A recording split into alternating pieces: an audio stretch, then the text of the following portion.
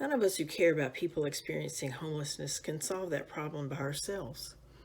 Not service providers, not government, not churches or synagogues or mosques, not foundations, not caring individuals, and not the people experiencing homelessness themselves. We have got to pool all our resources, our knowledge and connections and experiences and talents and passion and voices and money, and work together with great intentionality to learn what really are the root causes of homelessness, to come up with evidence-based solutions that are more than just band-aids, to educate and mobilize the community, and to stick with it long enough to ensure that positive change really does happen. This is not rocket science. I like to say that collective impact, which is what we call the framework on which GHA was built, is both an art and a science. The elements of collective impact were identified by social scientists at Stanford University a decade ago, after extensive research on community collaborations across the country, figuring out what made some succeed and others fail. The result is the model you see on the slide.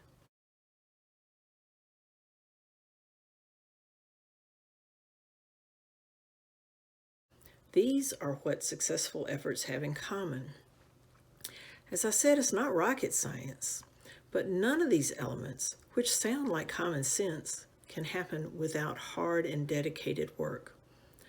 Organizations have differing goals and approaches and cultures. Leaders have differing personalities. Environments change over time. Turf issues and lack of political will and civic indifference can be fatal. The best strategy will flop if an infrastructure for collective impact isn't built.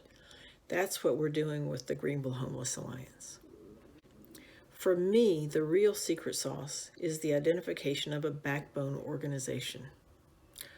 Often with a coalition, the members share responsibility for keeping it moving, which means it becomes yet another task on a staff member's plate. But real collective impact requires an organization with staff whose responsibility is to wake up thinking about the issue and whose time is dedicated to supporting the collective efforts of all the diverse members of that coalition. Sometimes an existing entity is the best positioned to become the backbone for a collective impact initiative. In Greenville, for example, United Way is the backbone for the On Track Greenville High School Graduation Initiative.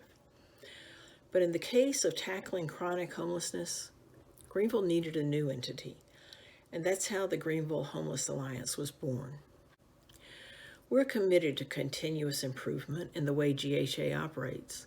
We know we all still have much to learn about how to work together in the most effective and efficient way.